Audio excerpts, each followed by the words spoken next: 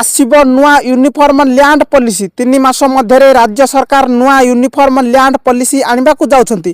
Cabinet बैठक रे दियाजिबो अनुमोदन। राज्यव्यापी जगन्नाथ जमी विवाद 2 वर्ष मध्य तुटिबो बोली गृह रे कहिले आईन मंत्री पृथ्वीराज हरिचंदन। जो माने अधिक वर्ष जगन्नाथ जमी जबरदखल करथिबे तांकु 100 डेसिमिल जगह रिहाती दर रे राज्य सरकार जोगाई देबे।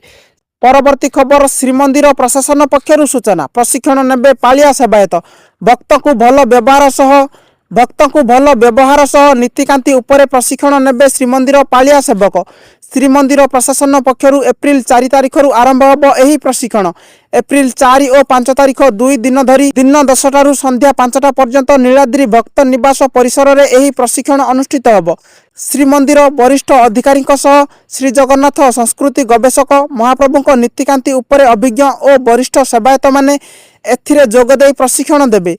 परवर्ती खबर भारतर ऑपरेशन ब्रह्मा। भूकंप पीड़ित देश को भारतर साहाय्य। विपदर बंधु भारत काल विलंब न करी भूकंपरे विपर्यस्त म्यांमार को सहायतार हाथ बढ़ाई। वायुसेनार स्वतंत्र विमान जोगे 15 टन रु ऊर्ध्व रिलीफ सामग्री पठाई भारत।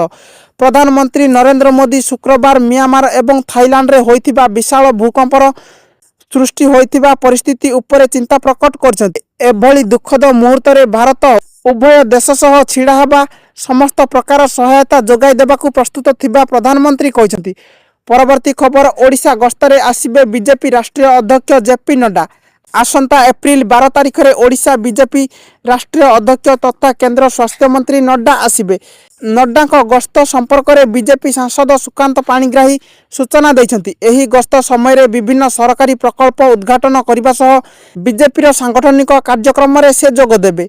जेपी नड्डा ओडिशा गस्त पर ही बीजेपी राज्य सभापति ना घोषणा हेबो बोली सूचना मिली। परवर्ती खबर जंत्रणा देव जगा दर्शन। पुरी रे एबे सरिबनी भक्तक जंत्रणा। विलंब हेबो श्रीमंदिर रे धाड़ी दर्शन व्यवस्था। विधानसभा रे सूचना देले आईन मंत्री पृथ्वीराज हरिचंदन। परवर्ती खबर नाहाती महिला कमिशन।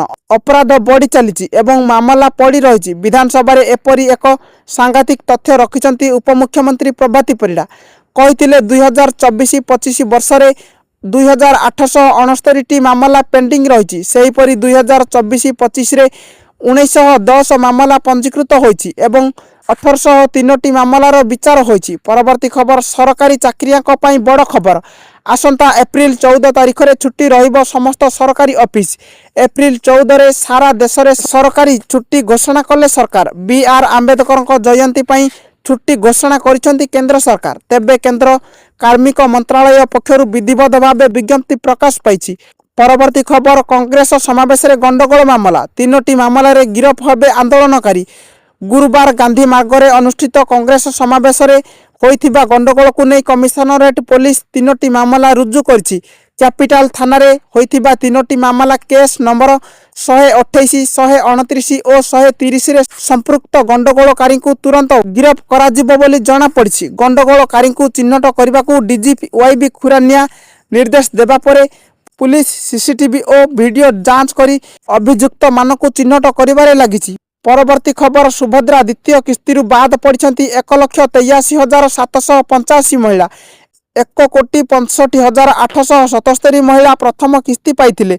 द्वितीय किस्ती पाइछन्ति 98,82,092 जन महिला। प्रथम किस्ती रे सरकार सुभद्रा हिताधिकारी को 5,032,93,85,000 पठाइथिले।